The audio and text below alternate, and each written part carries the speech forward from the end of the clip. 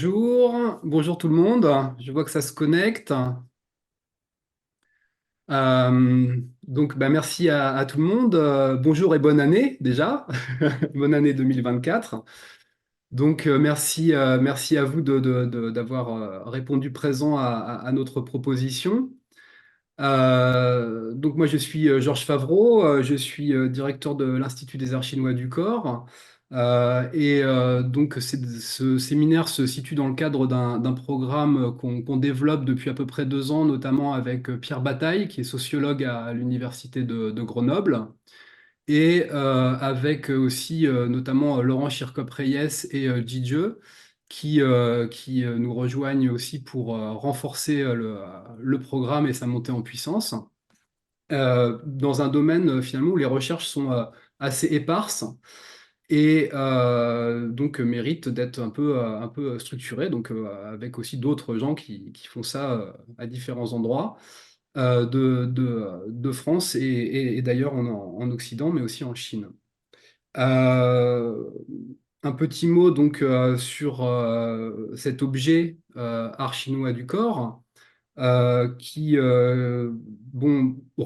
cherche à regrouper d'un point de vue extérieur et analytique un ensemble de pratiques qui va effectivement aussi bien de la méditation, des questions d'intériorisation, du qigong, etc., jusqu'à une polarité martiale d'interaction dans le conflit ou tout au moins dans la confrontation et avec des entre-deux du type le Tai Chi Chuan, les arts martiaux internes, et puis avec d'autres aspects qui se rejoignent, qui peuvent être comme le théâtre et la danse, qui peuvent être aussi évidemment comme tout le rituel au sens plus large.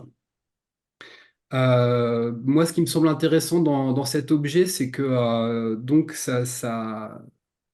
en, en balayant cet ensemble de pratiques, ça renvoie aussi à une diversité de modalités d'interaction sociale qui, en l'occurrence, donc, sont centrées sur l'ère culturelle chinoise et donc qui nous disent aussi quelque chose par le biais des savoirs incorporés, le biais de leur transmission, le biais des organisations sociales où ces savoirs sont mis en œuvre, en pratique et sont transmis. Donc, nous renseigne, nous fournit un prisme de lecture particulier et, me semble-t-il, fécond sur la Chine, donc sur la Chine en elle-même, mais aussi donc sur la Chine et le nouveau poids qu'elle reprend, on peut dire, hein, donc dans la mondialisation contemporaine. Et donc la rencontre avec Pierre s'est vraiment située, moi étant plutôt anthropologue, spécialiste de la Chine, du taoïsme et de ses savoirs incorporés chinois et de leur modernisation. Pierre étant lui sociologue spécialiste de la France et s'intéressant donc du point de vue de la sociologie de la France à ces questions, je lui passerai la parole dans quelques instants. On a pensé que voilà, c'était vraiment intéressant de lancer cette réflexion comparatiste en partant des deux bouts de la chaîne et des allers-retours qui s'opèrent entre Chine et France, et entre Chine et reste du monde de manière générale, et donc de développer un programme comme ça, et le nombre de personnes qui répond à l'appel nous encourage encore à continuer. Voilà. Du coup, Pierre, si tu veux dire quelques mots, après je reprendrai la parole rapidement pour les aspects un peu pratiques et puis pour présenter David Palmer qui nous fait le plaisir, l'honneur et la gentillesse de lancer ce cycle de séminaire. Merci beaucoup, Georges, de, du petit mot. Merci beaucoup de l'organisation, parce que c'est beaucoup sur toi que ça a reposé l'organisation de ce séminaire. Donc, c'est vraiment super agréable de pouvoir être là aujourd'hui avec vous. Alors peut-être juste vraiment un petit mot. Donc effectivement, on travaille avec Georges Farbroux depuis quelques années maintenant. Ça se compte en années sur ce projet de recherche, donc qui commence à aboutir là, en tout cas à des manifestations concrètes. Donc c'est un grand plaisir. Alors, je voulais juste insister sur le fait qu'effectivement la spécificité, c'est de relier en fait autour de cet objet des archinois du corps en France des personnes d'horizons disciplinaires très différents et d'essayer de construire un objet qui est réellement interdisciplinaire en fait, hein, qui permette un dialogue approfondi, on va dire, entre des personnes qui ont des parcours plus ou moins longs dans des champs disciplinaires différents. Moi, plutôt la sociologie et les sciences de l'éducation. Et puis, Georges, donc, qui était plutôt du côté de l'anthropologie, de la sinologie. J'espère sincèrement que voilà que ce séminaire sera propice, on va dire, à consolider cette approche réellement mixte de perspectives autour de cet objet particulier que sont donc les archinaux du corps. Voilà. Et un grand merci à David Palmer de nous faire la chance d'ouvrir ces séances de séminaire. C'est vraiment, j'a- j'attends avec impatience son intervention. Voilà. Donc, pour les aspects pratiques, bon, du coup, simplement, c'est bien là, voilà, de garder le micro éteint pour la qualité d'audition de tout le monde. Petit rappel, donc, c'est enregistré. Et il y a moyen éventuellement de faire avec pertinence et parcimonie quelques interventions par le chat aussi écrit, hein, interventions écrites. Donc la première partie, ça va être à peu près 1 heure, David, qui va nous présenter cette thématique, les Archinois du corps entre modernité et mondialité. Ensuite, il y aura un temps de discussion. Donc là, je m'occuperai d'animer voilà, pour passer la parole. Voilà, et donc bah, comme d'habitude, tout va bien se passer. Il n'y a pas de raison. Donc, alors, est-il encore besoin de présenter David? Bah, David, on s'est connus, nous, en 2006 à Hong Kong, à l'époque où j'habitais en Chine. Je venais régulièrement à Hong Kong au Centre d'études françaises sur la Chine contemporaine. David, toi, tu étais à l'École française d'Extrême-Orient et puis rapidement, tu es entré à l'Université de Hong Kong. Donc, c'était toujours hyper plaisant d'échanger. Tu m'as beaucoup aussi aidé pendant ma thèse, etc. Donc, ça fait aussi chaud au cœur d'un point de vue personnel et de transmission, hein, aussi pour le coup académique, qu'on se retrouve ici. C'est l'époque où donc ta thèse a été publiée en français puis en anglais donc sur la fièvre du Qigong. Donc toute une réflexion, toute une analyse des mouvements de Qigong des années fin des années 40 jusque donc aux années Falun Gong finalement autour de 2000, hein, 99. Mais tes travaux voilà, ne se sont pas arrêtés là, l'eau a continué à couler sous les ponts et tu as continué à travailler aussi beaucoup sur le taoïsme et sa modernisation. Tu as travaillé aussi sur les mouvements néo-religieux des sociétés rédemptrices, donc différentes évolutions des religions et des spiritualités modernisées en Chine. Et aussi, je citerai un travail moi, qui m'a aussi beaucoup plu et qui touche à notre sujet que tu as fait avec Elijah Sigler sur les voyageurs du rêve, les Dream Trippers, sur ces questions d'aller-retour entre le taoïsme chinois et des groupes de Qigong américains, etc. Donc des questions d'aller-retour de ces savoirs et de certains points de vue sur ces savoirs et ces pratiques dans des chassés-croisés internationaux autour de montagnes sacrées chinoises. Donc voilà, beaucoup de travaux qui nous intéressent directement et, euh, et on attend d'en savoir plus et je crois qu'arrive le moment de te passer la parole et de profiter de ta présentation. Ben, merci Georges et aussi à Pierre et bonjour, bonne matinée à tous et à toutes. Et ça fait un plaisir, Georges, de te revoir et un grand merci de cette invitation et aussi un plaisir de voir sur l'écran les figures ou les noms de plusieurs vieux amis et connaissances et aussi d'estimés collègues et maîtres. Donc, c'est un grand honneur de participer au lancement de cette série de conférences. Alors, donc pour commencer, juste quelques mots sur comment je me suis retrouvé dans l'étude de ces arts chinois du corps. J'avais fait des études d'anthropologie dans mon premier cycle des études d'anthropologie et d'études chinoises à l'université de McGill au Canada.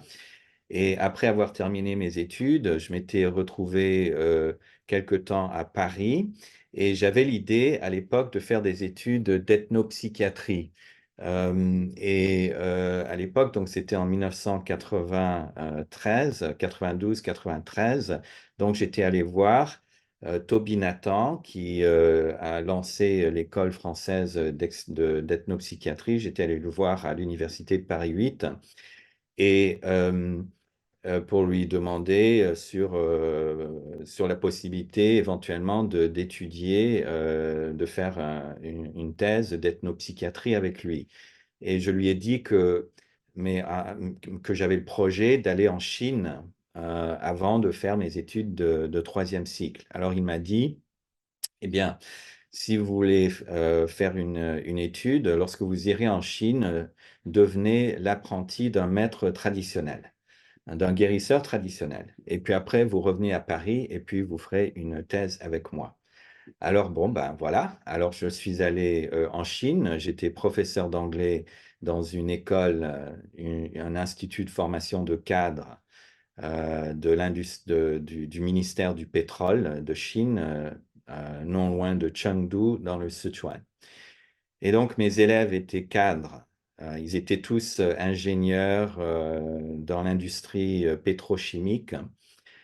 Et quelques jours seulement après mon arrivée, un de mes élèves m'a proposé de participer à une conférence sur le Qigong. Et donc, ben, je me suis dit, ben oui, pourquoi pas? Alors, dans le cinéma de cette unité de travail, donc, ils avaient arrangé une grande conférence et plusieurs centaines d'habitants de cette unité de travail sont venus écouter cette conférence. Et donc, deux maîtres de Qigong qui étaient en fait habillés costume, cravate, se sont mis à parler du Qigong. Et puis, bon, à l'époque, bon, ma compréhension du chinois n'était pas encore très élevée, mais bon, je voyais qu'on parlait un peu du Qigong, et puis il y avait pas de mouvements spéciaux, on n'a pas fait d'exercice, mais après quelques minutes, après un quart d'heure, les membres de l'auditoire se sont mis à rouler par terre, plusieurs à rire, à pleurer. Donc on s'est retrouvé dans une situation d'effervescence incroyable. Et après, plusieurs des membres qui avaient participé à cette activité m'ont dit que ah ben, j'avais mal au dos et maintenant ça va mieux, j'étais malade de ci et maintenant ça va mieux, je suis guéri et tout. Et donc j'avais participé à ce qui, à l'époque, était en fait un genre d'événement relativement courant qui s'appelait le Daigong Baogao Hui, une assemblée où le maître de Qigong émet du Qi pour guérir un public. Et donc, dans l'activité, moi j'avais participé, donc il y avait quelques centaines de personnes, mais il y en a eu d'autres durant cette période en Chine où il y avait même 10 000 ou 20 000 personnes qui remplissaient des stades et pour recevoir l'énergie de ces maîtres charismatiques de Qigong. Et ce même élève, après, il m'a introduit à son propre groupe de pratique de Qigong. Et donc, c'est à travers tout cela, de fil en aiguille, que j'ai décidé, ben voilà, et là, il y a quelque chose de très intéressant. J'ai vu qu'il y avait tout le monde, ou partout, il y avait des gens qui pratiquaient ces arts chinois du corps. On en parlait beaucoup, mais on en parlait et on le faisait d'une manière qui n'était très évidemment, n'avait pas l'air d'être très traditionnelle. Euh, les, euh, on parlait énormément de science. On parlait plus de science que de religion chinoise ou que de taoïsme. On disait que on est en train de faire des découvertes scientifiques et de la recherche scientifique sur le qi. Donc, c'était quelque chose de très moderne. Et donc, je me suis dit, ben voilà, ça c'est très intéressant, une forme de thérapie traditionnelle chinoise, mais qui prend des formes, c'est un mouvement social de masse et on peut voir une transition entre des traditions vers une forme de modernité. Alors, de fil en aiguille, voilà, j'ai fait une thèse, bon, finalement pas avec Toby Nathan, mais avec Christopher Schipper à l'École pratique des hautes études sur le mouvement du Qigong en Chine post-maoïste. Et par la suite, euh, donc, à peu près en même temps ou peu avant la fin de ma thèse, il y a eu le mouvement du Falun Gong et la répression du Falun Gong et tout le boom du Qigong en Chine, on peut dire, ça s'est arrêté. Mais le Qigong continuait à se répandre en Occident et de plus en plus.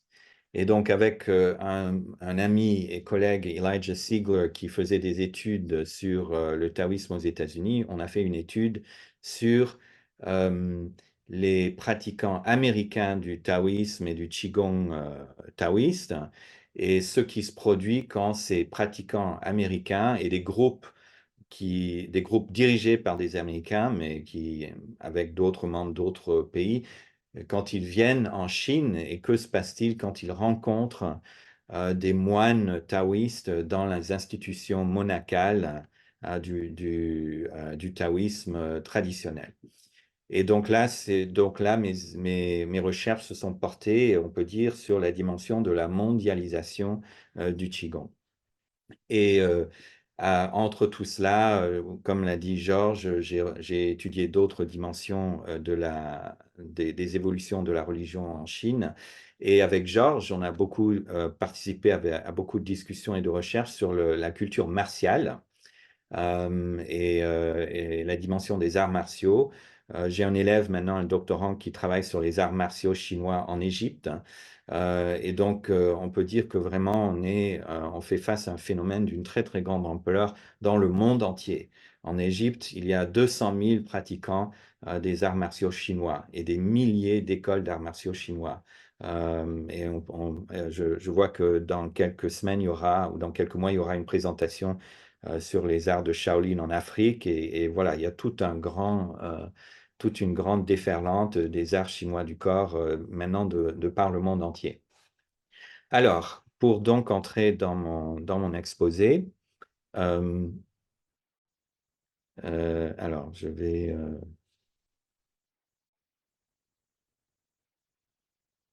donc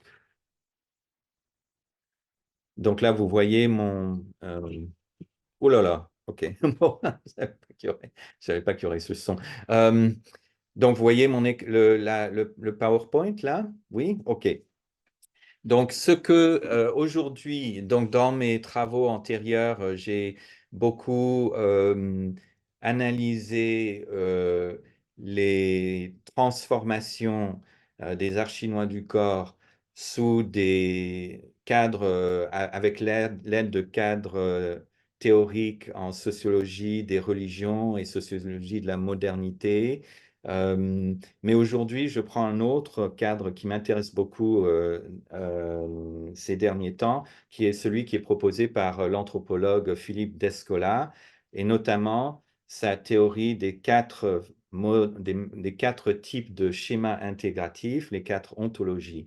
Et en fait, je trouve que c'est un schéma qui est extrêmement utile pour faire des études comparatives entre les arts chinois du corps et d'autres traditions qui proviennent d'autres pays, d'une part, et aussi de réfléchir sur les transitions entre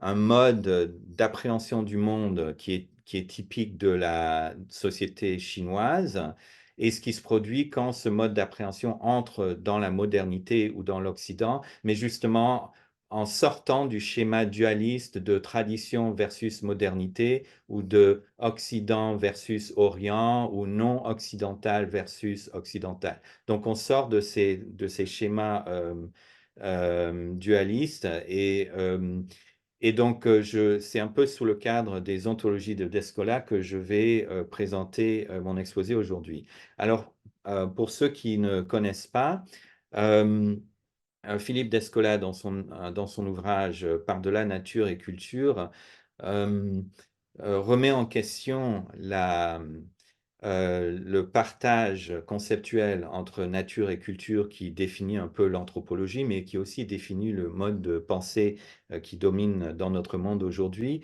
Et en faisant le tour de vol de milliers de cas ethnographiques au monde, et en étudiant le mode d'organisation des entités de l'univers que l'on peut trouver dans différents corpus ethnographiques, il identifie quatre types de schémas intégratifs ou ce qu'il appelle d'ontologie.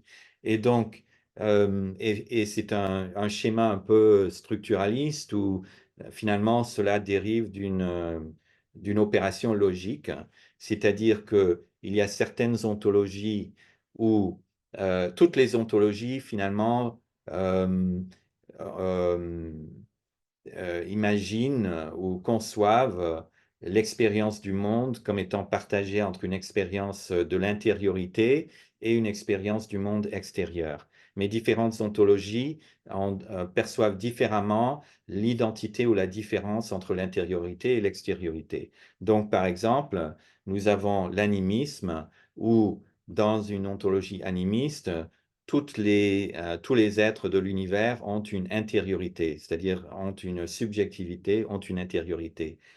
Donc, tous les êtres se ressemblent au niveau de l'intériorité, mais tous les êtres ont un corps différent. Donc, un arbre, une pierre, la terre, une rivière, un être humain, un jaguar ont des corps différents, mais en fait, donc l'extériorité est différente, mais le corps, mais l'intériorité, la subjectivité, en fait, se ressemblent. Et en contraste avec l'animisme, nous avons le naturalisme, où c'est tout à fait le contraire, où nous imaginons le monde physique, l'entièreté du monde extérieur physique suit des lois physiques et chimiques identiques, peu importe notre espèce, mais il n'y a que les êtres humains qui ont une intériorité.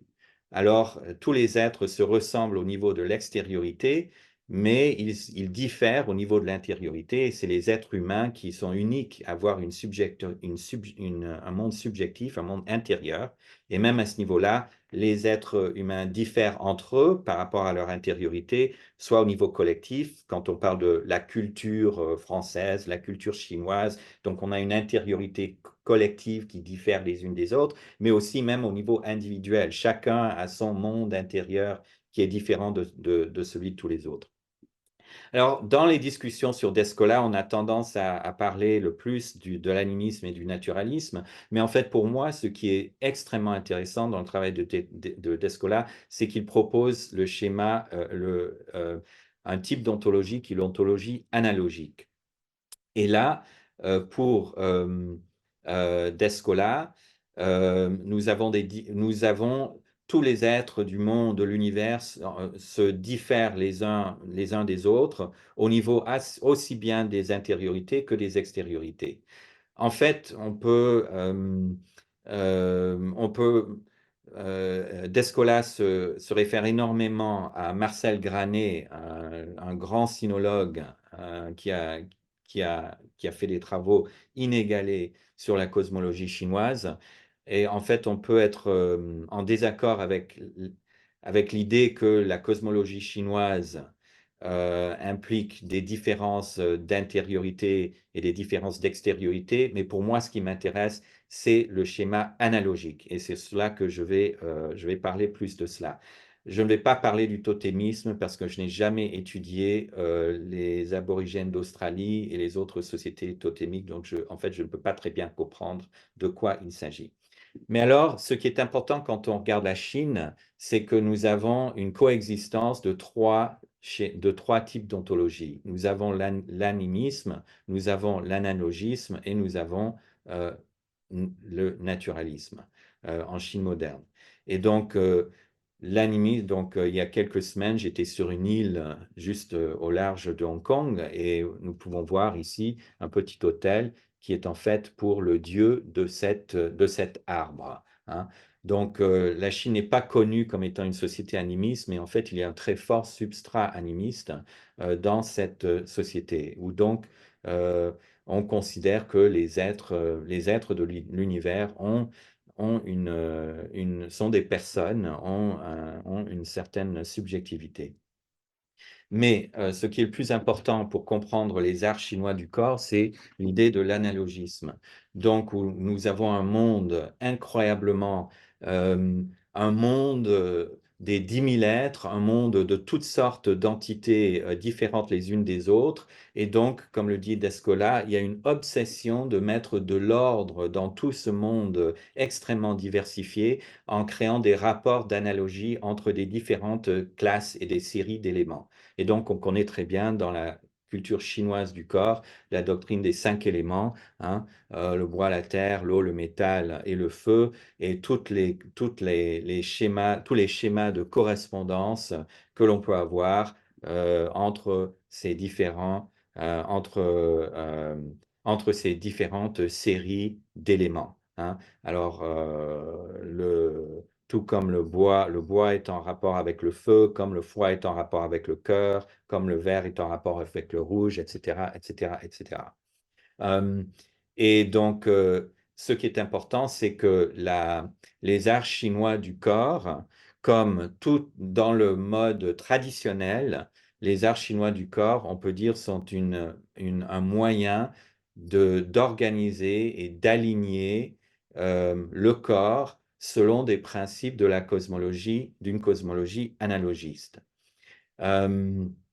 Et donc, on peut voir toutes sortes de correspondances qui sont faites, donc des correspondances analogiques qui sont faites entre le corps et le cosmos chinois, hein, euh, qu'il s'agisse du corps, et comme on peut voir ici dans ces images, du corps et de la montagne, du corps et des différents niveaux du cosmos, des différentes parties du corps et des trigrammes du I Ching. Donc, on n'en finit pas de construire des relations analogiques entre les différentes parties et les différentes énergies et forces du corps et d'autres éléments du cosmos. Donc, le travail, on peut dire, à ma connaissance, que à peu près toutes les formes d'art chinois du corps euh, sont une forme ou une autre de travail pour aligner le corps de manière analogique selon un certain modèle de l'univers. Mais et ce qui est important ici, c'est que ce mode analogique euh, va bien loin du corps. Et donc, on retrouve cela partout. On retrouve cela partout. Donc, par exemple, dans le feng shui, dans la science chinoise de la géomancie, de l'environnement,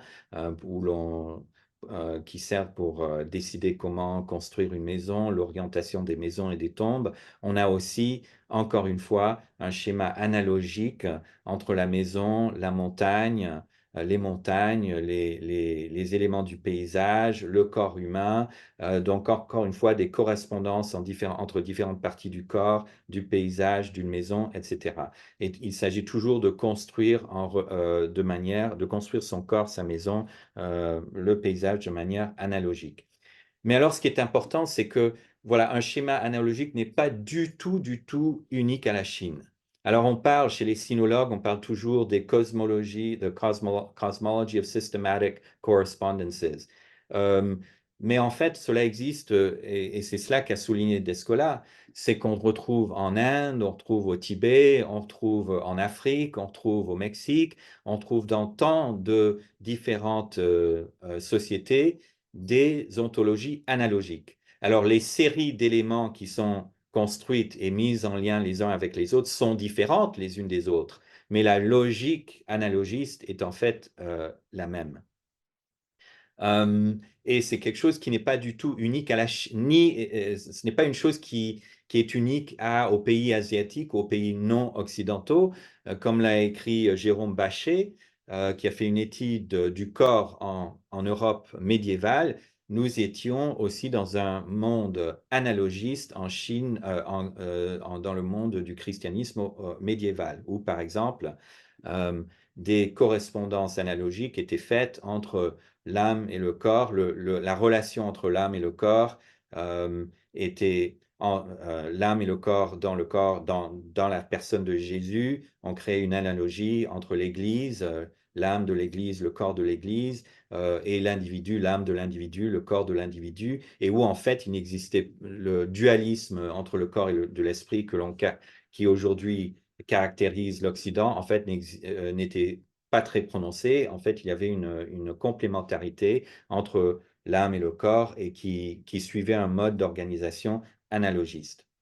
On retrouve aussi dans la Renaissance, avec tout le néoplatonisme, et Descola en parle, de la chaîne de l'existence, où on trouve aussi des analogies, à n'en plus finir, entre les planètes, différents types d'intelligence, différents niveaux d'existence et de vie. Alors finalement, le mode dans l'alchimie, alors ici aussi on retrouve des liens très intéressants entre même des structures logiques analogiques que l'on peut comparer entre la Chine, l'alchimie chinoise et les modes de l'alchimie de la Renaissance, où l'on voyait aussi des principes masculins et féminins et encore une fois des alignements de planètes et de différents éléments qui étaient mis en rapport analogique les uns aux autres. Donc, il s'agit vraiment des liens entre le microcosme et le macrocosme.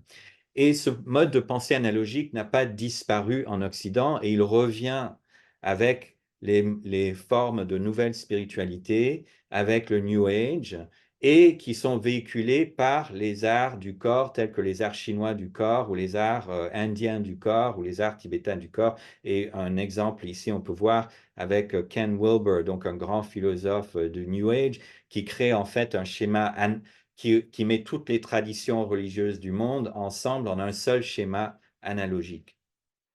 Alors, on peut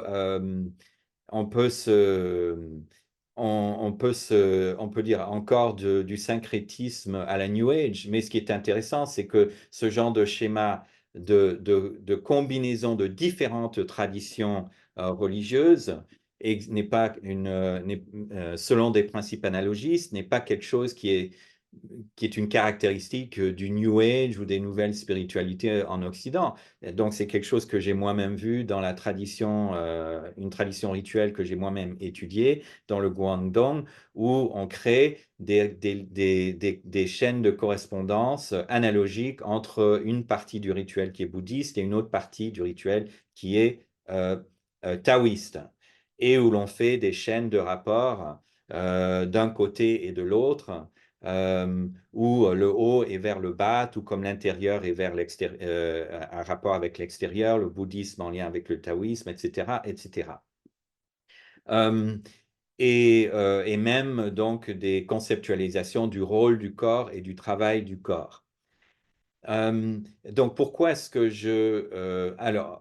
donc on trouve donc que le rituel le rituel chinois suit des principes analogistes, mais aussi même la conceptualisation de l'empire chinois est organisée sur des principes analogistes. Donc par exemple les 5 montagnes sacrées au nord, au centre, à l'est et à l'ouest déterminent l'organisation sacrée du territoire chinois, et aussi dans les palais impériaux, comme le Mingtang aussi, donc l'empereur qui se déplaçait dans le temple, par exemple le palais de lumière, reconstitue cette organisation analogique. Alors c'est une chose qui m'avait frappé quand j'étudiais, donc quand je faisais mes études de Qigong en Chine, et donc j'avais un maître, un maître taoïste de Qigong, et qui m'avait enseigné une méthode de Qigong. Et dans cette méthode de Qigong, il y avait différents mouvements et certains mouvements étaient donc il fallait des fois se tourner face à l'est, des fois face à l'ouest, des fois face au sud, donc différents points cardinaux et aussi des mouvements vers le haut et vers le bas qui étaient reliés à des hexagrammes, à des hexagrammes du I Ching. Et donc, je m'étais rendu compte que ce maître de Qigong était en train de m'enseigner à organiser mon corps et ma conscience du corps selon les principes de l'organisation de l'empire chinois des Han. Euh, et que, en fait, ce que j'étais en train de faire n'était pas simplement un travail sur mon corps individuel, mais c'était vraiment un alignement sur quelque chose. Mais ce qui est important, c'était un alignement sur quelque chose qui n'existe plus. L'empire chinois organisé selon des principes analogiques n'existe plus. Alors, c'est là donc, ce que je trouve intéressant, c'est que se passe-t-il quand on passe de l'analogisme au naturalisme, donc à l'ontologie qui est l'ontologie dominante dans le monde moderne. Et donc, pour simplement illustrer avec les images que vous voyez devant vous, donc les arts chinois du corps consistent euh, à organiser la pensée et le mouvement du corps pour l'aligner selon des principes analogiques de la cosmologie chinoise qui existent en dehors du corps ou qui existaient en dehors du corps dans l'organisation du rituel, dans l'organisation politique. Et on passe dans le naturalisme, on est dans un rapport où la pensée réfléchit toute seule, hein, le philosophe qui pense sans se préoccuper de son corps, et le travail du corps consiste à objectifier son corps pour pouvoir, comme dans la gym et la musculation, pour pouvoir euh, euh, créer une pression entre son corps et d'autres éléments physiques à l'extérieur. Euh, donc, un schéma naturaliste où nous avons notre intériorité qui réfléchit et notre corps fait partie de l'extériorité sur lequel on agit en tant qu'objet extérieur. Alors, comment est-ce qu'on peut voir ce processus dans l'évolution ou comment peut-on voir, on peut dire, dans le processus d'introduction des arts chinois du corps dans la modernité, le basculement ou le positionnement des arts chinois du corps entre des ontologies analogistes et une ontologie naturaliste. Donc, pour commencer avec les arts chinois du corps et l'avènement de la modernité chinoise. Donc, je vais parler un tout petit peu de l'époque républicaine dans la première moitié du XXe siècle.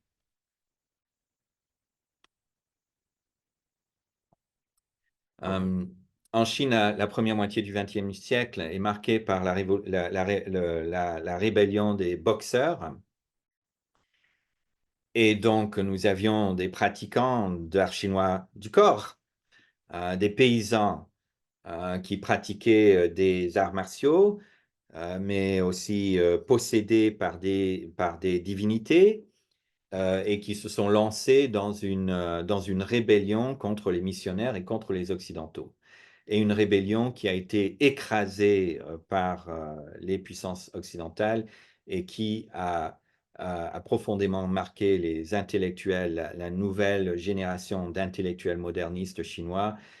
Euh, euh, Autour d'une prise de conscience de donc ce que l'on a défini comme l'ignorance, la bêtise superstitieuse de la culture chinoise, que nous sommes faibles, notre corps est faible, nous ne sommes pas comme ces Européens qui sont grands, forts et costauds et qui ont une puissance, leur propre corps est puissant et ils ont une puissance scientifique, des machines de guerre. Alors que nous, tout ce qu'on peut faire, c'est ces espèces de mouvements d'arts martiaux et que finalement on s'imagine qu'on a des pouvoirs magiques pour pouvoir combattre et finalement on se fait complètement écraser et humilier.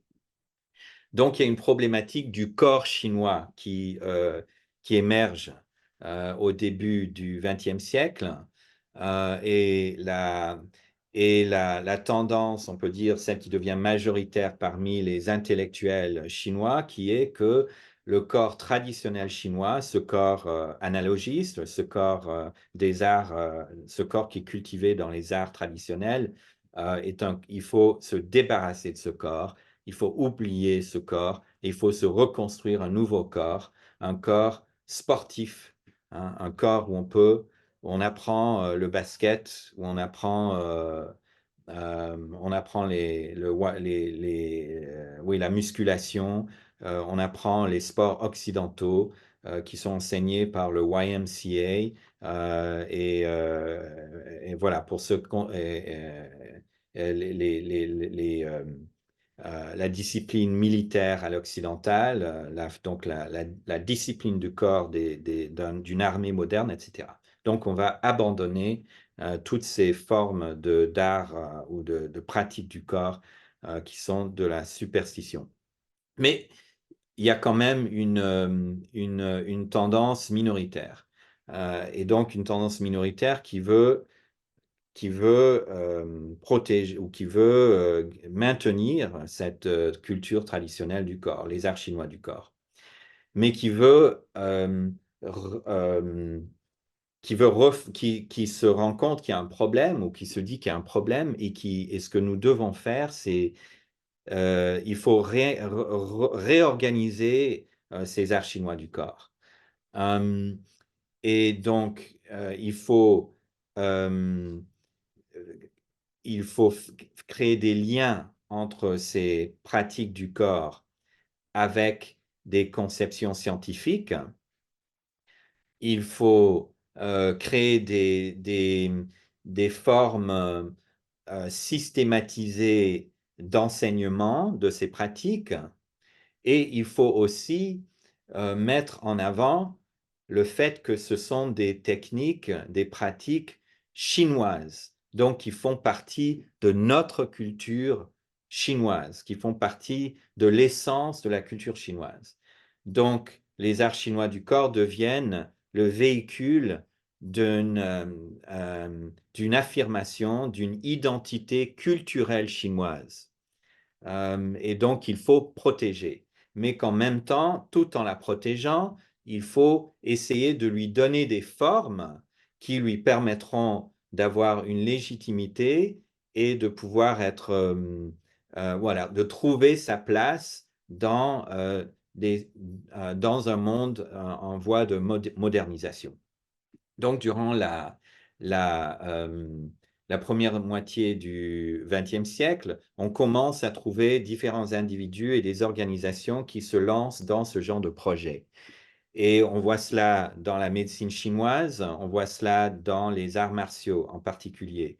Donc, où l'on essaie de construire autour de toutes des milliers de différentes traditions de maîtres à disciples qui sont souvent des transmissions secrètes, d'essayer de créer des associations nationales qui vont regrouper ces pratiquants, qui vont défendre leurs intérêts, mais qui vont aussi créer un langage et un discours uniforme autour de ces traditions. Donc, on voit ça autour de la médecine chinoise, donc où sous l'effet de la polémique de la médecine moderne contre la médecine superstitieuse de la médecine chinoise.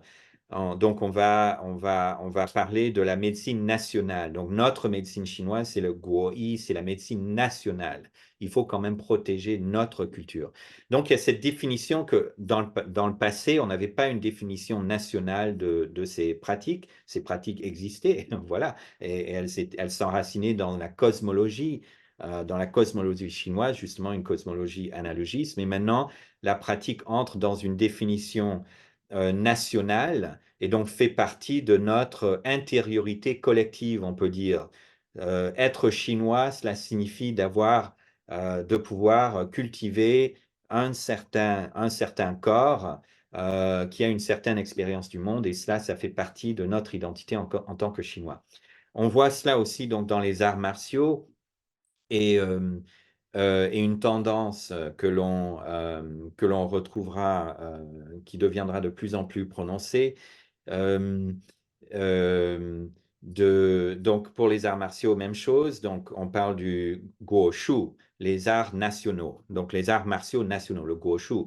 Et de commencer à transformer les arts martiaux d'un art de combat mortel. Finalement, les gens, quand ils apprenaient des arts de combat, c'était pour tuer. C'était des milices dans des contextes de bandits. Mais donc de passer à un stade euh, on, euh, on entre dans un sport. C'est un sport de combat où on ne va pas les blessures ne seront pas mortelles. Éventuellement, il n'y aura pas vraiment de blessures. Hein. Donc, voilà. Et donc, on commence à transformer. Les transformations de ces pratiques commencent durant la période républicaine. Mais c'est vraiment en République populaire de Chine, après l'avènement du régime communiste, que cette modernisation des arts chinois du corps devient vraiment systématique.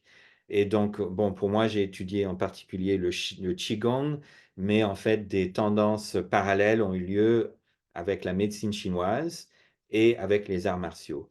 Euh, et donc, il s'agit en quelque sorte donc l'État chinois, d'une part, adopte une idéologie scientiste, hein, le scientisme. Il faut donner à la Chine un développement moderne et scientifique, mais il y a quand même des impératifs pratiques et aussi des considérations idéologiques qui mènent le régime à, euh, à maintenir et même voire à systématiser et à institutionnaliser les arts chinois du corps.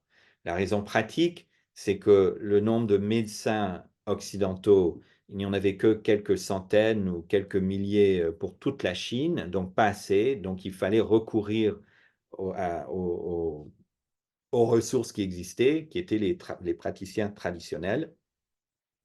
Euh, et ou considération idéologique, finalement, nous avons dans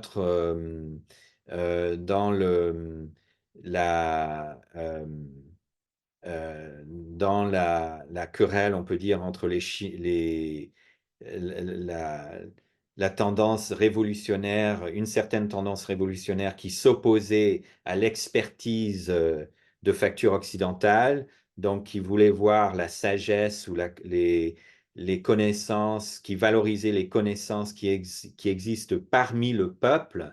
Donc, l'on pouvait aller rechercher quelles sont les connaissances qui existent, les connaissances médicales qui existent de par le peuple. Et c'est précisément ce qui s'est produit avec le Qigong, où euh, le, une certaine une institution médicale dans une province, dans le Hebei, avait euh, un certain cadre qui était affilié à cette institution euh, lorsqu'il était lui-même malade dans son village, il avait appris une méthode de pratique du corps pour se remettre en santé. Et il avait trouvé que c'était très bien, donc il a introduit cette méthode dans son unité, dans l'unité de la santé. Et donc un processus a été mis en marche où on lui a dit, très bien, étudiez ces méthodes, vous enlevez tout le bagage superstitieux, tout ce qui est religieux et superstitieux, vous en faites une technique purement physique, une technique purement physique. Et bon, c'est tout à fait faisable parce que les exercices, les arts chinois du corps sont des pratiques corporelles qui sont physiques, qui sont visibles. Et donc, on commence d'abord dans une région, mais éventuellement de par toute la Chine. On crée donc dans les institutions de la santé chinoise une catégorie qui s'appelle le Qigong. Donc, on va à étudier et mettre ensemble toutes les pratiques qui impliquent le travail sur la respiration, les exercices corporels qui ont pour but d'améliorer la santé. Et donc, on crée une catégorie qui s'appelle le Qigong que l'on va mettre à côté de l'acupuncture, des herbes. Donc tout cela fait partie de l'institutionnalisation de la médecine chinoise. Et donc, il y a un effort de standardisation, mais aussi il y a une forme complètement nouvelle d'institutionnalisation où les maîtres traditionnels, ils travaillaient de manière à leur propre compte, avec leurs propres disciples, avec des transmissions secrètes. Eh bien, maintenant, on, on- on les invite ou on absorbe leurs techniques pour qu'elles soient pratiquées et enseignées dans des cliniques, donc où des cliniciens en robe blanche, donc selon les normes de l'institution médicale à l'occidentale, euh, on va institutionnaliser les pratiques et les répandre en fait de par toute la Chine. Euh, donc voilà, donc les arts chinois du corps donc le Qigong devient une pratique clinique dans les institutions médicales de la médecine chinoise en Chine. En même temps, il y a un processus semblable qui se produit autour des arts martiaux, et où vraiment les arts martiaux sont intégrés du côté de l'institutionnalisation des sports.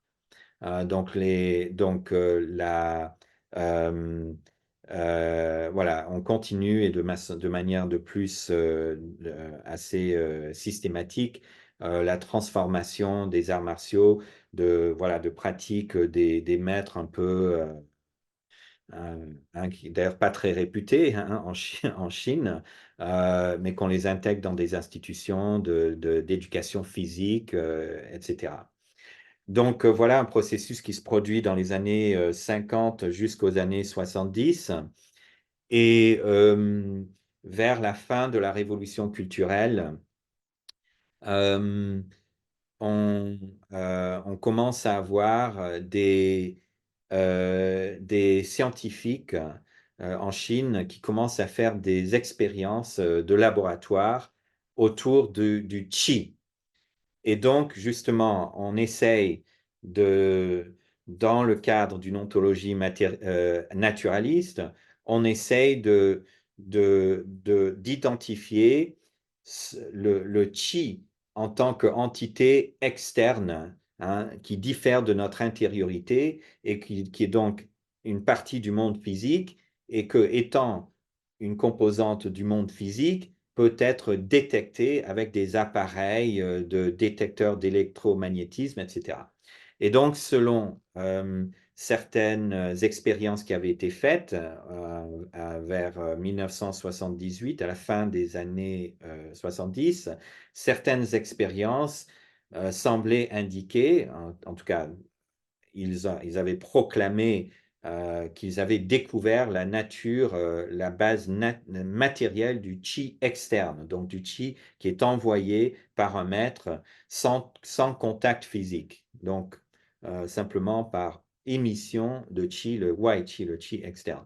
Et donc, semblerait-il, donc, on a découvert la preuve de l'existence de ce chi externe, ce qui veut dire qu'on a prouvé que l'homme, de par son propre esprit, peut directement transformer la matière.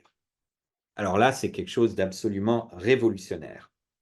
Et donc, plusieurs associations mentales sont faites et qui mènent à une connexion entre le Qigong et les sciences du paranormal.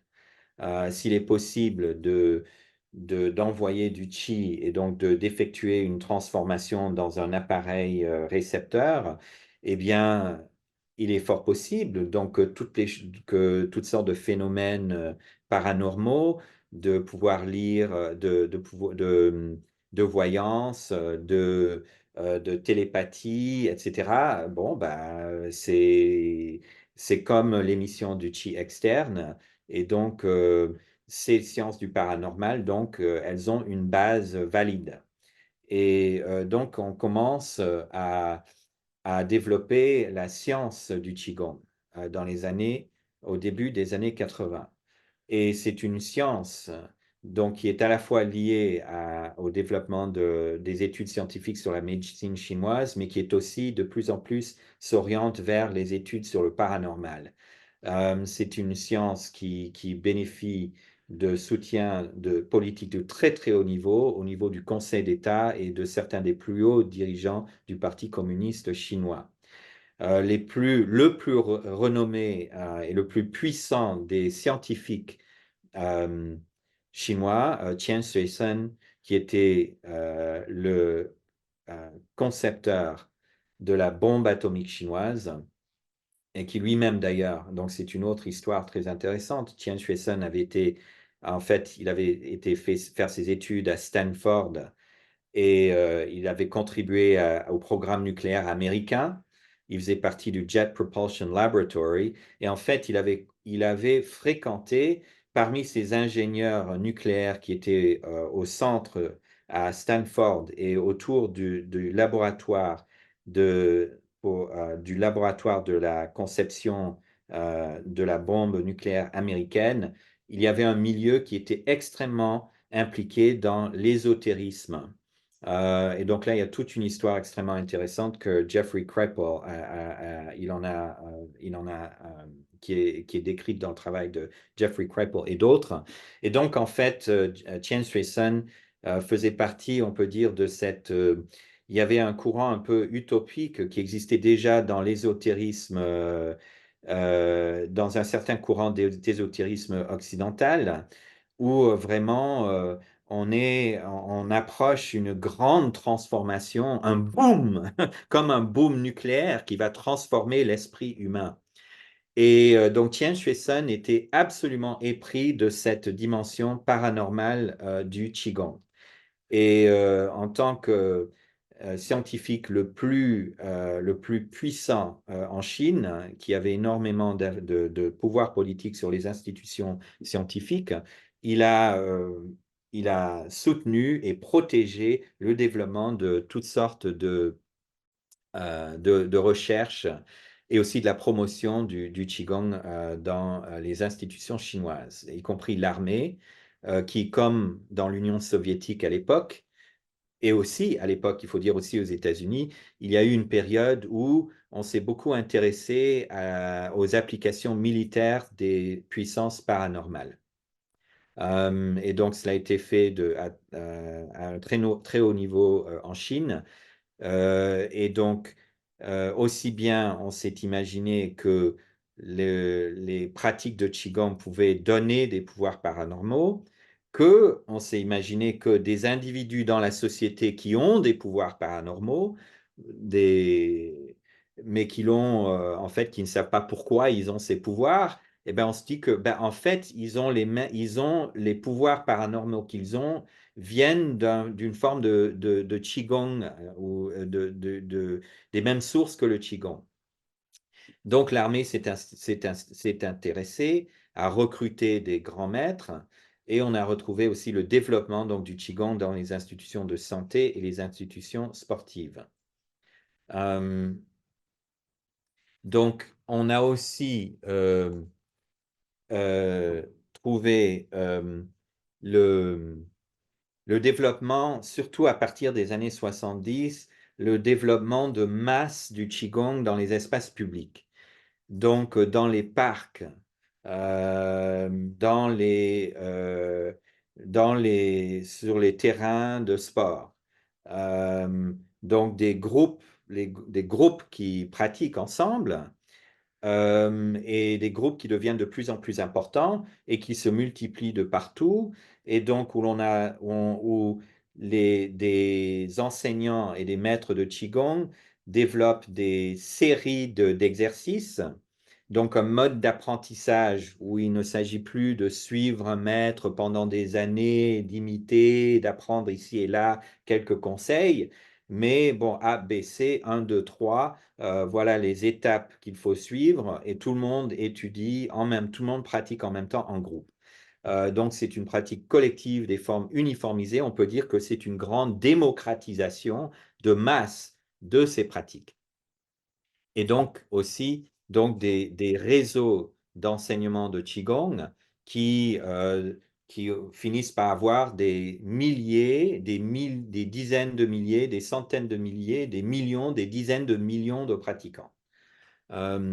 Bon, alors, donc, durant les années 80 et 90, ces groupes de pratiquants se multiplient partout en Chine et euh, euh, mais on commence à voir des phénomènes où ce n'est plus des groupes qui, de façon disciplinée et dans l'ordre, chacun en unisson pratique la même série de gestes, mais il y a les phénomènes de transe, de Zifa Donggong, donc les gens qui pratiquent, qui tournent et voilà, qui entrent dans des états de mouvement spontané, qui ont des états de transe, qui font de la glossolalie, donc ce qu'à l'époque en Chine on appelait ça le Yuzhou, le langage cosmique, et même qui commence à avoir des visions de Dieu, de divinité. Donc il y a une dimension religieuse qui commence à faire surface et qui commence à devenir de plus en plus importante.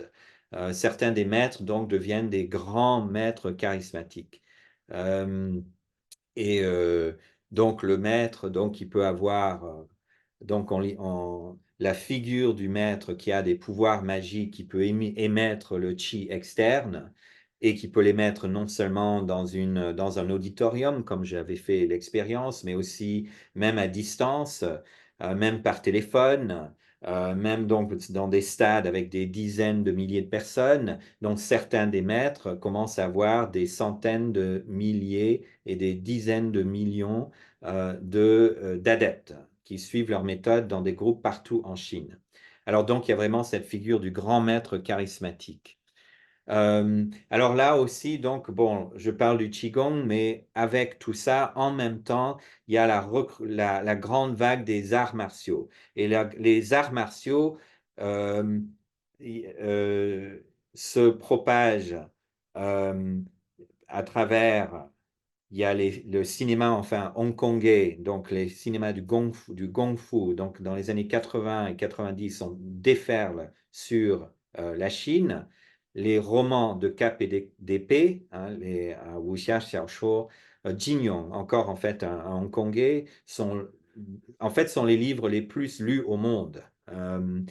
Donc les romans des arts martiaux, les films sur Shaolin et d'autres sur Jet Li. Donc, il y a toute une dimension de la culture cinématographique et littéraire populaire qui, euh, qui contribue à un engouement pour les arts martiaux et aussi qui contribue à faire des liens entre l'imaginaire l'imaginaire magique des héros des romans et des films des arts martiaux avec les pratiques des arts martiaux, mais aussi avec le Qigong et avec toutes les dimensions paranormales du Qigong. Donc, avec la dimension paranormale du Qigong, on pouvait s'imaginer que par la pratique des arts martiaux, que par la pratique du Neigong, par la pratique du Qi dans les arts martiaux, que l'on pouvait aussi finalement pouvoir voler, traverser les murs, faire les exploits que l'on trouve dans les films des arts martiaux.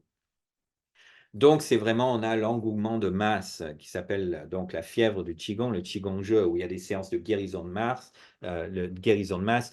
Mais ce qui est important, c'est que finalement, à la fois, c'est un renouvellement ou une recrudescence de la tradition, mais en même temps, c'est une tradition qui se pose comme étant à l'avant-garde de la science. Et donc, le grand maître de Qigong se pose comme un grand scientifique. Il participe à des expériences de laboratoire. Donc, Yanxin, par exemple, qui était le plus célèbre pendant une période des maîtres de Qigong, il participait à des expériences à l'université de Tsinghua, où donc et il publiait, il était même co-auteur d'articles scientifiques. Donc, des scientifiques de l'université de Tsinghua faisaient des expériences sur les effets de son qi externe, et lui-même était, et il co-signait, il était auteur co-auteur de ces articles, et donc il pouvait se présenter comme ayant publié dans des revues scientifiques. Donc, le maître de Qigong, et lui, ce n'était pas le seul. Donc, cette image du maître de Qigong qui est à la fois, donc qui incarne les idéaux de la science et d'une science qui va plus loin que la science occidentale. Une science où, en Chine, on a découvert le secret de la maîtrise de l'esprit sur la matière. Et donc, on va révolutionner le monde par les pouvoirs qui seront déchaînés par cette nouvelle révolution scientifique. Et donc, c'est vraiment une utopie paranormale où on pourra faire, il suffira d'émettre du chi sur les champs et puis les choux et le riz va pouvoir pousser plus vite. Les famines de l'Afrique, ok, pas de problème, on pourra apprendre aux Africains comment pratiquer le Qigong. Ils n'auront plus besoin de manger et puis ils pourront émettre du chi sur leurs champs. Et donc, comme ça, l'agriculture va pouvoir fleurir. On pourra même utiliser le Qigong comme bouclier antimissile contre les Américains, etc. Donc, tout ça, on en a parlé. Et donc, c'est quelque chose, et c'est la Chine qui sera, voilà, c'est la nouvelle science et ça sera la science chinoise. Mais vers le milieu des années 90, ces rêves commencent à s'écrouler. D'abord, on peut dire, enfin c'est mon analyse du phénomène, c'est qu'il y a eu un moment post-maoïste où un certain élan utopique existait quand même encore. Euh, mais c'est la fin de l'utopisme vraiment commence à prendre sa fin. On commence on était dans une période où la science était une forme de magie. On ne savait pas ce que c'était que la science. On croyait dans la science d'une façon religieuse, on peut dire que c'était une pure magie. Mais bon, la science réelle commence à se développer de plus en plus en Chine et les scientifiques sont de moins en moins, ils commencent à résister le mouvement du Qigong. Et donc les polémiques menées par des scientifiques contre le Qigong commencent à s'amplifier à partir du milieu des années 1995. La communauté scientifique chinoise commence à trouver que elle veut s'intégrer à la communauté scientifique internationale et ce n'est pas en faisant des expériences sur le paranormal et sur le Qigong que l'on va pouvoir obtenir une respectabilité, hein, à l'international. Et le monde du Qigong commence à aller vers la commercialisation. Les maîtres de Qigong commencent on voit que c'est vraiment une manne. On peut, en vendant les livres, les vidéos, en donnant des cours, des stages, et si on fait ça avec des millions, à une échelle de millions de pratiquants, on peut vraiment, ça rapporte énormément. Donc, il y a énormément de critiques. On peut dire que cet utopisme tourne, à- tourne mal. On critique la corruption et la vénalité des maîtres de Qigong et certains maîtres eux-mêmes, ce maître se pose en critique de ce qui se passe et notamment le Falun Gong, hein. Et donc avec le Falun Gong, il y a un de ces mouvements de masse du Qigong qui, euh, qui vraiment qui pousse cette fin de l'utopisme vers une doctrine qu'on peut dire vraiment apocalyptique. On arrive à la fin du Kalpa bouddhique, toute cette corruption morale qui existe, on arrive à la fin. Et le salut vient de la pratique du Falun Gong. Donc on entre dans une logique vraiment purement, on peut dire, religieuse, mais aussi on peut voir ici les arts chinois du corps deviennent véhicules de contestation morale et politique.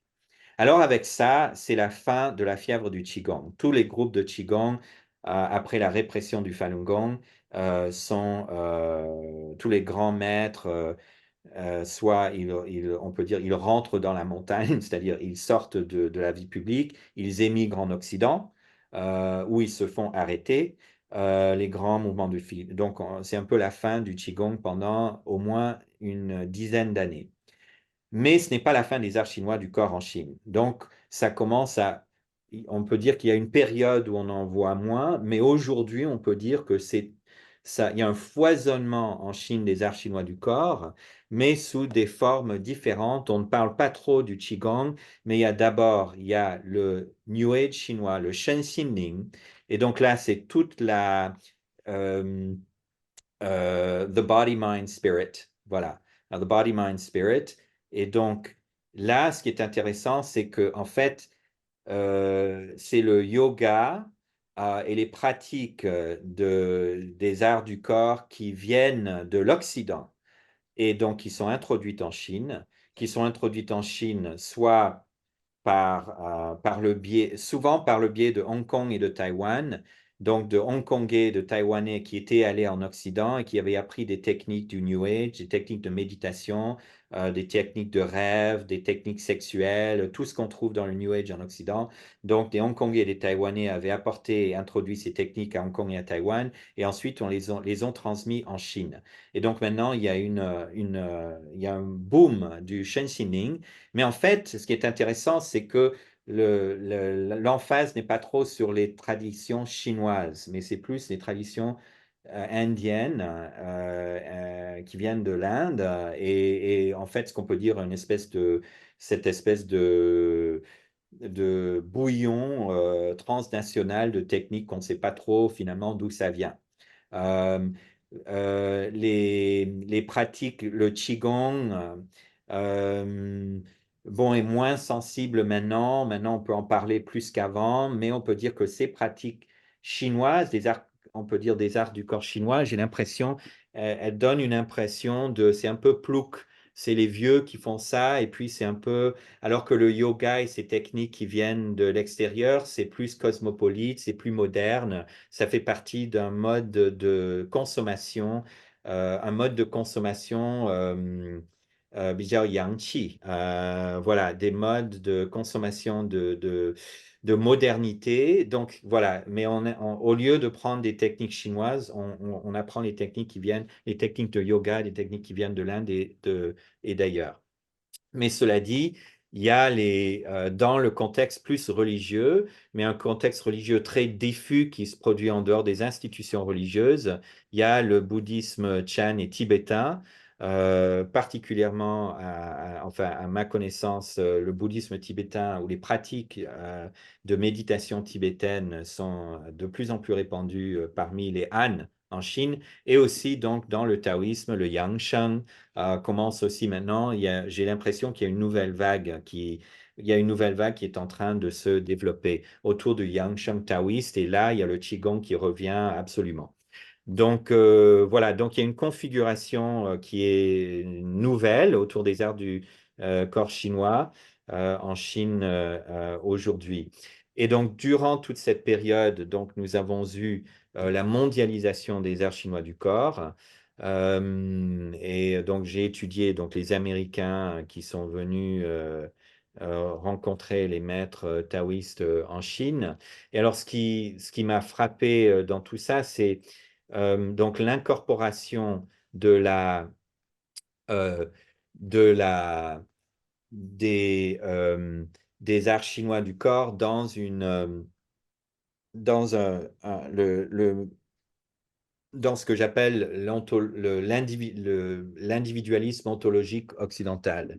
Donc, une appropriation des arts chinois du corps qui est finalement qui peut être très, très, très différente du contexte analogique euh, qui, euh, qui existe dans la pratique traditionnelle de ces exercices. Donc, un exemple paradigmatique, lorsque j'étais en train de faire du terrain à Asheville, en Caroline du Nord, qui est une des mecs du New Age aux États-Unis, et donc, une des principales organisations de Qigong taoïste aux États-Unis est basée à Asheville et un des grands lieux de rassemblement de cette communauté où toutes les différentes techniques et traditions on retrouve dans cette ville et un grand nombre de représentants de toutes ces traditions. Ils se réunissent tous les dimanches à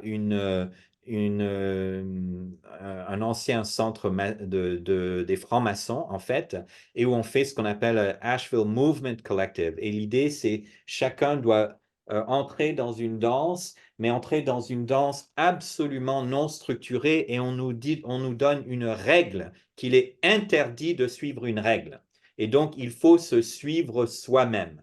Il ne faut absolument pas écouter qui que ce soit d'autre. Et donc là, on est vraiment dans l'extrême de l'individualisme à outrance, l'individualisme spirituel qui caractérise, on peut dire, qui est la caricature des formes une grande partie des formes de spiritualité moderne. Alors, je pense qu'en France, on n'est peut-être pas à ce niveau-là, et même bon, aux États-Unis aussi, on n'est pas toujours à cet extrême. Et donc, voilà, ce qui est intéressant pour moi, et je vais finir sur ça, donc avec la mondialité, c'est avec les arts chinois du corps, finalement, on développe un corps analogique dans un monde naturaliste. Et donc, on peut dire que la problématique analogique, on peut dire que c'est celle du corps pensant. Donc, il s'agit de faire penser le corps et de corporaliser la pensée en suivant des règles analogiques. Mais la problématique naturaliste, c'est la connaissance intérieure de soi. Il faut se connaître soi-même dans mon individualité, dans ma vérité, et on fait un travail extérieur du corps. Et donc, on est maintenant dans un contexte où on est un peu dans les deux. On absorbe et on pratique des techniques qui ont une origine analogique, mais on est dans un monde qui est naturaliste. Qu'on soit en Occident, on est dans un monde naturaliste. Et même en Chine, le naturalisme devient et fait partie de l'idéologie officielle et tout le monde est dans un mode de pensée naturaliste. Mais l'analogisme est encore, on peut dire, et là, dans le mode de pensée chinois, est encore très, très présent en Chine aujourd'hui. Mais en Occident, il est beaucoup moins fort. Donc, qu'est-ce que l'on retrouve dans les hybridations de l'analogisme et du naturalisme? Est-ce qu'on trouve un analogisme qui est au service du naturalisme? Donc, il s'agit finalement, et c'est un peu ce que j'ai trouvé parmi certains des pratiquants américains du Qigong taoïste, il s'agit en fait, finalement, euh, pour résoudre la problématique du corps naturaliste, donc ce corps aliéné, on entre dans des pratiques corporelles, on découvre son corps, on entre dans son corps. Mais finalement, cette découverte du corps et cette entrée dans son propre corps, finalement, c'est pour trouver le soi, pour connaître le moi, qui je suis dans mon authenticité à moi. Donc finalement, on est en train d'utiliser, d'absorber un corps analogique une quête de mon intériorité individuelle à moi. Donc voilà, on peut dire que c'est un analogisme au service du naturalisme, mais ce n'est pas forcément toujours le cas, et on peut dire aussi peut-être que nous sommes en train de trouver un analogisme dans les failles du naturalisme. Donc dans un monde aujourd'hui où la structure naturaliste de notre pensée finit par être questionnée, ne marche plus à plusieurs niveaux, et donc il y a un pullulement de différentes techniques et de pratiques qui relèvent d'un mode de pensée analogique, mais qui n'ont pas encore été organisées dans une structure systématique, comme l'on pouvait trouver dans la Chine traditionnelle, où tout, du niveau politique jusqu'au niveau rituel, jusqu'au niveau de la famille, jusqu'au niveau du corps, tout était organisé selon le même schéma analogique. Maintenant, nous avons toutes sortes de pratiques qui viennent de l'Inde, qui viennent de Chine, qui viennent voilà, des traditions ésotériques occidentales, qui opèrent selon une certaine logique analogique. On se trouve et on se cherche là-dedans, mais finalement, on est encore dans le flou et cela pullule et cela se développe, on peut dire, dans les failles du monde naturaliste. Bon, voilà, j'ai parlé beaucoup trop longtemps, je m'excuse. Voilà, bon, ben merci beaucoup. Et puis donc, on peut, euh, je suis, j'ai hâte d'écouter les commentaires et de participer à la discussion.